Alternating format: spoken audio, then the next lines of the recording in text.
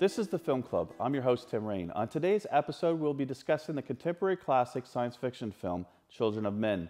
Directed by Alfonso Cuarón, adapted from P.D. James' novel, the film stars Clive Owen, Julianne Moore, Michael Caine, and Claire Hope Ashton. Hello, Theo. How have you been? I'm sorry about the theatrics. Police have been a pain lately. Released in 2006, Children of Men received critical acclaim while not reaching box office expectations. The film captivated audiences with its cinematography and cinema verite visual style. Show him.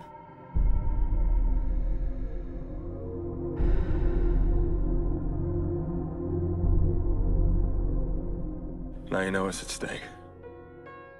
The contemporary relevancy of the science fiction storyline in Children of Men could have easily fit into an episode of Black Mirror, and in many ways, it is more reflective of today's political climate than it was when initially released.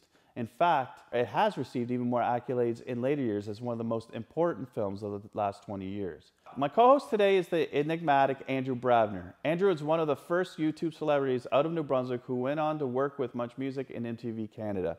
Andrew is currently working as a producer with RayneMaker Productions and can be mostly found behind the camera these days. I want to thank Andrew for coming on the show. Thank you. No problem.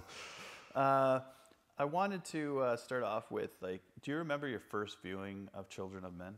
Yeah, I think I was just out of college. Watched it by myself, and on the big screen or small? Small screen. I think I watched it in my room on like a tiny 14-inch tube television that I had. And it's funny. I didn't remember a lot of it. I only remembered a couple scenes, but I remembered really liking it. So it was a good opportunity to watch it again and really refresh myself. Yeah, I think the thing about it was when I watched it again, and I've seen it a few times since its release, it was like, when I first saw it, it was on the big screen, and I was watching it with Natalie, my partner, and I remember watching it like just the other night, and Natalie couldn't watch it because it was too violent for her. Now, since we have had children, that Children of Men was too much. Yeah. It's a pretty dark film. It's a heavy film. You know, there's a lot of, it deals with a lot of really serious topics, especially stuff that's like going on right now. So it feels, I think, yeah, not watching it now, it even has, if not the same punch that it did back then, even more so. Yeah, I think so. Absolutely. It's I mentioned earlier in the prologue or whatever I call it. Is it a prologue? Yeah. Let's call it that. Sure. But that in the introduction of the show, that it could have been a Black Mirror episode. Totally. When I rewatching it, I was feeling like this seems exactly where Charlie Brooker would have got some inspiration from. Yeah, it's very like it's dystopian, but it's recent. Like it's like not too far in the future, so everything seems like realistic. Like one of the scenes that I thought was interesting was I always love looking at science fiction that tries to predict some of the trends or what's going to happen. And like when you see at the supper table when Clive Owen is speaking with I forget the name of the guy, but this character where his son is sitting next to him and he's just oblivious to everything around him, and it's almost like virtual reality. Like he's like it's like, because you got to remember this came out in 2006, so this was before the iPad. Exactly. Yeah. And it even took it to that next level too. It felt like, okay, it's almost the hybrid of virtual reality and an iPad, but it was very much connected to that. And then of course you had when they're driving Michael Caine's car, or Clive Owen was driving the car, they had a television inside, which of course we all do now, a lot of us, with the cars in the last few years all have these, like everyone, I never thought back in 2005 I'd have a television screen in my dash. Right, yeah. But it predicted some of the technology, which I always like. Yeah, and it's funny because other than those two small moments, you wouldn't really know that this was set in the future. It feels very, very attainable. Like it seems like this, yeah, exactly where the direction of things are going. And I think the thing, like you mentioned, which is kind of incredible, is the story, the elements about immigration and the anti-immigrant, like the mass deportation of immigrants, and even what's been in the news lately. We don't have to go into detail, but all these awful things that are happening right now. I mean, this film really projected, like, what, I mean, I don't even know if we want to predict it because I think it was happening at that time as well. But it's gotten worse, and it really shows you that it's that extreme. And one of the things that's interesting about Children of Men that I found was that the reviews for it when it first came out, it did well. Like people thought it was a good film, but it's one of those movies, not unlike Kubrick. I always go back to Kubrick on this, where when the film comes out, it's not till later where people realize how much of an impact it really had on our culture. It's a classic in a lot of ways. And I think like for me, Children of Men was a film that now, when you actually look at how people have reviewed the film in the last couple years, it's like on the top list of, some people say it's one of the most important, if not the most important science fiction film in the last 20 years, which is a pretty big statement. It is a pretty big statement. And I think a lot of that also has to do with the way that the movie was shot, you know? Every scene had such careful care taken into, every meticulous detail. For people that aren't familiar with the film, it has so many extended long shots of no music, you know, sometimes you'll get a shot, someone will get shot and there'll be blood on the camera, and the blood on the lens will stay there for, you know, 10 minutes at a time. So, you know, the weight of all the scenes just feels so real now watching it again. Like a documentary. Exactly, yes. Yeah, I was brought up Kubrick earlier because I felt like Full Metal Jacket, like the first hour is like it's almost a different film. Like the first hour, Children of Men, it's almost like a thriller, and then all of a sudden halfway through it becomes a war film. And when it becomes that war film, you feel like you're watching documentary footage. It's very cinema verite. So it's like you're following the characters, not the action. So all this action's happening beside them and off screen, and you see things exploding, and sometimes in front of them, sometimes behind them, but the camera stays on their perspective, which is pretty haunting. And I think that's what made it difficult to watch. Yeah.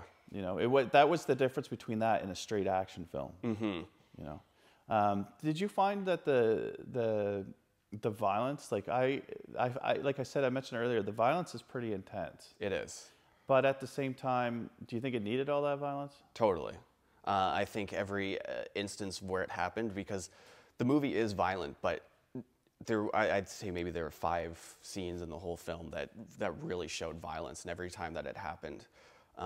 For instance, when they're in the car driving and they get stopped and have to reverse, and all those people are chasing them. That's one of my favorite scenes in the film. But you have a moment where it's similar to Pulp Fiction. Someone gets shot in the face, and the camera is right there. It's in the vehicle, and you know, you get that sense of claustrophobia, that sense of terror. What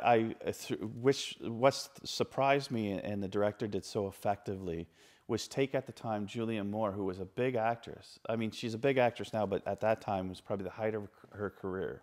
She was just getting off Hannibal and a few other movies where, like, she was an icon. So you have this person who's always seen to be a lead, and then all of a sudden she's just killed, like, she's gone instantly. And it was just like, wow. And I remember like, that was shocking. And the director did a really good job Alfonso did a really great job on taking, I think, an icon and just showing that in this world, nothing's sacred. One of the best scenes visually in the film that kind of shows you how this director tells the story is the scene where you have Michael Caine talking to another character about what happened to Clive Owen, like with Julianne Moore's character when they had a child, and what impact it had in his life. While that scene's going on, you have the image of Clive Owen framed, and he's in focus, but the whole story's being told, and you can see the people in the background, but they're out of focus. So it's a very neat use of, like, just kind of showing, like, his perspective of what that story, like, just looking at his reaction and the whole time, and the story behind him, it's a blur. It's like a bad memory. Right, because that's when you're first finding out that well, they alluded to earlier in their film that he had a son and he lost him, but you didn't really understand the whole gravity of the situation. And with I believe his name is shoot, now I can't remember the character's name. Anyway, yes, telling the story about his son, but he says this one line where it's like Theo lost his faith to chance. So what's the point in living if you know that's what's going to happen? I'm totally butchering the line, but that's essentially what he's saying, is that, you know. And I think that line kind of rings true to the whole film: losing your faith in humanity, in anything, and what's keeping people going, you know. And I feel like that's kind of the whole message of the film is there's so much terrible, horrible things happening, but there's that will to keep going, and that will to persist. You know, rise to the top. Yeah, well, any one of those. Yeah, and the thing about it too, which is kind of, you know, it does bring up religious overtones. There's imagery in there. We were talking off camera a bit about that, but this idea of immaculate conception, like this idea of like this guy who has lost his faith, as you pointed out, and he has to be. It's about trying to learn to believe again in the darkness, and which again makes it really relevant today in the darkest times. Like right now, like I've said this before, but if I ever thought that 20 years ago that, you know, the president would be Donald Trump and Bill Cosby was a rapist and Michael Jackson is a monster, which, you know, some people think that you could have made that call years ago, but still all this stuff happening right now, it really takes their faith, like, on humanity, and challenges it. And that's the thing that seems to happen in this film, where all the people other than Clive Owen that are there to protect it seem to have their own agendas. Yes. And it doesn't seem like it's really about the cause than it is about their own ideals. 100%. And yeah, I think Julianne Moore's character telling Key that, you know, don't trust anyone, even these people that you think are going to be, you know, that are to help you, only trust Theo. Isn't that interesting too? That she had more trust in an estranged relationship, like, and I guess she understood even before, and we found out that it was her own people that took her out. Yeah. Which was devastating. But talk about scenes. That scene where he's pushing the car. Oh, like that is crazy, and how long it goes, like, and how they're able, like, in the timing that must have had to go into it, like just the blocking and all the stuff that had to happen. I know, I'm thinking all of those logistical things while I'm watching this too, and I'm also thinking there's no music in this whole movie. There's no score, you know. There is music, and I know we were going to get to music eventually, but because you mentioned this one scene, and I noticed, and especially during all these intense action scenes, they just let whatever's happening play out, and I feel that just it brings all the more tension to it, because you could underscore it with these heavy strings and, you know, make it sound like really frantic, or you can just show what's happening, you know. It was such an amazingly shot scene, and I thought that leaving music out of the film as a whole was a great decision. Yeah, the minimalist use of music made it so that when music was used, it was really effective. Yes. And absolutely, like, I think in the action sequences, for the most part, with the exception towards the end when there was a bit of a score at the very end where they actually use almost horror music at the very end, where you're like, am I watching The Shining? Again, going back to Kubrick, I could feel a big influence there. But the part, like, you know, there's two types of music really, other than that come up in the film, and that is the Beatles. The Beatles, and that's before Michael Caine passes away. It gets killed, wasn't it? There was Ruby Tuesday played, I think, just before Michael Caine gets killed. Yeah, and then when they're smoking weed the first time, there's some music playing. He plays some, like, experimental. And that's what's so cool. Yeah. What I loved, I remember watching that movie in 2006, going, I'm Michael Caine. Because I want, like, when my kids come over, I'll be playing some crazy jungle music, like electronic music, that's just, like, totally is just wacky, and that's going to be my Beatles. That is a very interesting juxtaposition, like, where, you know, the first time he's in the car, he's cranking out some heavy basses, and Michael Caine's is, like, really, like, that was one of the coolest moments in the film for me, is showing the use of music to say, this is the future. This is an old man in the future's music. Yeah. And I was like, this is probably me. Like, this is what I'm going to be like. And I still love that. And then of course, when he's in the room, he's really proud of his weed. Yeah. You know, it's like, you know, he's going on the strains, and which, you know, back then, you never thought weed would be illegal in Canada ever. But the fact that, you know, he was growing his weed, he was really proud of it. But he was playing that really experimental electronic music, and it was just inaccessible. Yeah. Like, there's no other way to put it. But at the same time, it kind of showed that's the modern hippie.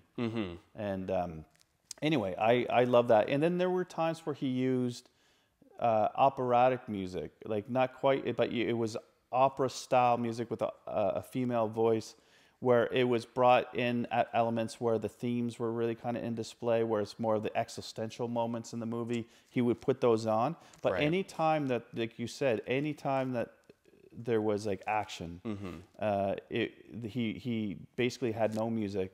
It was just the intensity of the moment. Yeah. And there were so many of those like moments where you know, you're like, am I watching an action film, or am I watching like an existential, like philosophical, like movie? Right. Yeah. We were talking about some of our favorite scenes. Yes. And I did talk about Michael Caine. Like, actually, are you a Michael Caine fan? I'm certainly not. I certainly don't hate him. Yeah. Yeah. No. I think I like him more than I dislike him. Yeah. Yeah. And I think that probably for me is his last great role. I think. I gotta be careful, but I think it might be for me. Yeah. Yeah. I mean, what else was he in after that? He was like memorable, like Alfred and the Batman series. He was pretty. Yeah, and that's like, Yeah. He's like, it's like a paycheck. Yeah. I really don't. You know, it's funny. We're in an age now where the star system doesn't really exist like it once did. Right. You know, there's so many people in television. There's so much television. The idea that movies, the movies, like I described this before, but when we're thinking of films, it was theatrical. The aspect ratio was different. When you're watching television, it had a 4:3 aspect ratio. It didn't feel like there was a separation between the small screen and the big screen. But now everything's shot cinematically to the point where you can't really tell the difference. Like Game of Thrones might as well be on the big screen. Well, I mean, you know, the final season's coming out, and you have 6 episodes of 2-hour movies essentially. Right. So you're right. Everything's kind of shifted away from how things were to how you can do things now. And I think that's the thing with this movie was ahead of its time in a lot of ways, because it did a transition where even stylistically you felt like you're watching something that was like a documentary on a small screen at one moment, and then you feel like you're watching this epic war film on another level. Right. So it was or like one of the what they call them, like war newsreels, like those kind of things. But just because you were mentioning favorite scenes, I think it would be a disservice not to talk about the birthing scene and how well that was done, because you could cut away so many times in a scene like that to make it feel real, and they just kind of let it play out, and it's probably the most impressive scene I've seen in the movie is him delivering that baby, and you know, they don't really hide anything. It's not, you know, there's no massive CG. It's just it's done really, really well. And I don't have the woman's name. I have it. I say it earlier in the show, or at the beginning of the show, but the woman that played Key, yeah, she was absolutely amazing. She was fantastic. And I was reading that she was like doing this film in between like school. Oh yeah, like, yeah. So she was pretty young and doing this role, but it's one of those things I have to say. Her role was so key, and no pun intended. Yeah. But her role was so key that it made me kind of like, I started noticing when people promoted the movie or even talk about the movie, she's rarely mentioned. And you know, I think that's too bad. That's just an outside of the film thing I've noticed. That I mean, that film without her would have been nothing. Yeah, one of the scenes that stood out for me big time was the school. When they're like kind of waiting around looking for a place to stay. They go in this abandoned school and everything's grown out, and you can tell there's been no children there for a long time. And you know, the story itself, of course, is haunting. And then all of a sudden you see this deer walking across this, like, it just seemed like almost this, I don't know if it's a biblical reference, but it is this idea that, dystopian view that, there's a new world that's going to happen. Right, the life coming out of all the death. And Yeah. for sure. Any thoughts? The school, it juxtaposed by Key swinging on the swing and being a kid, and I mean, I agree with everything you just said. It was a fantastic done scene, and Miriam was still there, and she's another important character. We haven't even discussed her at all. Yes, yeah. Kind of as a midwife to Key, helping her with the pregnancy. I thought she did a fantastic job as a supporting another great character, and then all of a sudden gone. And that's the thing, like, you don't know, like, you almost feel like scared, like, just that when these characters disappear, you're like, oh no, like, Clive, you're on your own, with Key, like, or whatever. But it had this, like, impact, and she was wonderful. And she was the one that was being told the story about what happened with Clive. Yes, Bowen's exactly. background, which is Theo's background. Also, let's go towards the ending of the film, because I know a lot of people have different views on the ending. Yeah. What was your thought of how the film ended? I mean, as someone who enjoys, like, films don't have to end happily. If it doesn't serve the movie, it actually just takes me right out of it. Oh, great, it's a happy ending. We're allowed to talk about the ending, spoilers and all that, right? Okay. People are supposed to watch. Okay, yeah. So, I mean, preferably, I think they could have. You did such an amazing job with this whole story. I feel like there's no other way to end it than to have it suggested that the Human Project show up. But they're just suggesting it. We don't know, because Theo is the only person that we can theoretically trust in this whole movie, and he's gone. And now we have this boat, and you don't see anything that happens after it. So part of me wants to believe that she's still not safe. I wish I read the book, because I don't know how it ends in the book. Right. And I'd be curious to know what happens, but it almost feels like the producers attached that ending because it was so dark that they wanted people to walk out of the theater not, like, completely depressed. Because you could take it as very hopeful, or you could see it as another bleak Well, moment. the boat's called Tomorrow. Right, yeah. So I think if you actually would have left it and shown the boat, and you don't know what the boat is, and you cut, like, not knowing if it's actually there for her or not, right, it would have been even more powerful. But I think it's just way too dark, because you're watching it and you're following Clive Owen and he just dies. Yeah. And you're just like, oh my God, she's alone in a boat. And if you really wanted to be dark about it, you would show no boat at all. Right, yeah, exactly. But that's kind of the point of the film, is like, what can happen now? Like, where can you go from here? Right. Well, I guess there has to be hope. That is I think that's the overarching,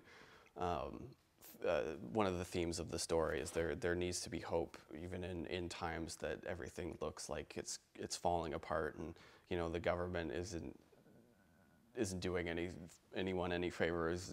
But that scene, when the baby is being walked out of the building, and all sides just suddenly are quiet. Everything's quiet. And the ceasefire. It's very powerful, and you're just watching them walk out, and the camera just stays on them for a long time, and then all of a sudden shoots the bazooka from the building, and everything just goes right back to what it was. Yeah. No one even notices her anymore, or him.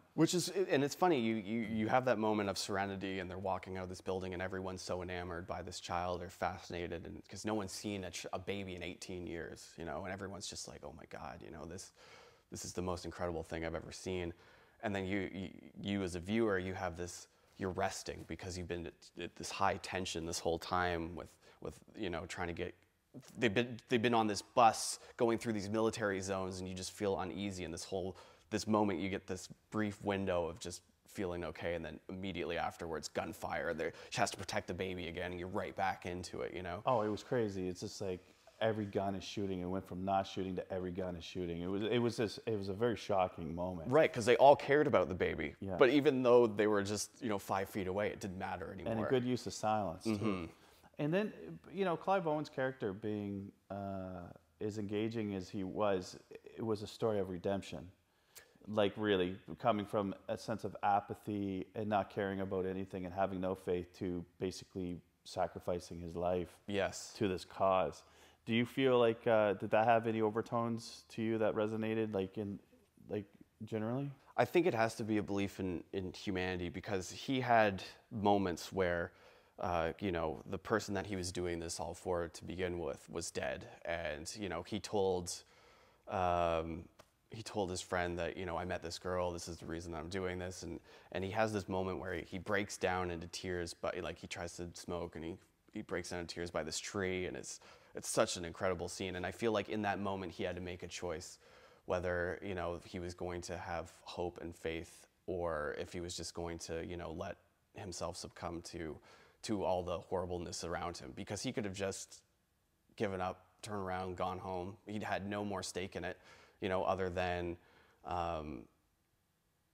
Julian believing that this is the right thing to do. This is what is going to save the world, essentially. And I think at the end, to finish up, we talked about at the beginning and a couple times throughout this time watching the film, from when we first originally saw it, which was years and years ago. It's freaky. Like, I think it wasn't until this viewing I realized how accurate it was. Right. In terms of like the Trump era, the immigration situation. Yeah, you have a country that's totally closed borders. Civil you have war. Wars going on around all over the world. You're deporting all your immigrants. It feels very not far off from... And very relevant. Very relevant. I almost feel like this movie should be watched by anyone who has anyone who thinks that right now. I think it actually projects a very dystopian picture, of course, but it's not far from the truth. And I don't know much about biochemistry and all these things. I know that there's a lot of talk about, you know, I've read before that it is possible that, you know, we could have infertile like situations where you know, maybe due to our environment things could happen where we can't have children, but beyond that, the political issues that are taking place are very real. So it's one of those things where I almost feel like they should show it at schools. Right. Like, it's almost like, I mean, it is extremely violent, but at the same time, isn't that what's happening to all these people you hear about at the border with these children that are being pushed in these like refugee camps and all the stuff that's happening? It's when you're watching that stuff, of course, people could easily bring up like Schindler's List or the Holocaust or any of these like German Nazi imagery, but really it's scary because that's the news today. Yeah. Anyway, that's I want to thank you for coming on. No, thanks for having me. And until the next one. Yeah. Awesome, bro. Thanks, Tim. We will find a way to get you to the Human Project, I promise you.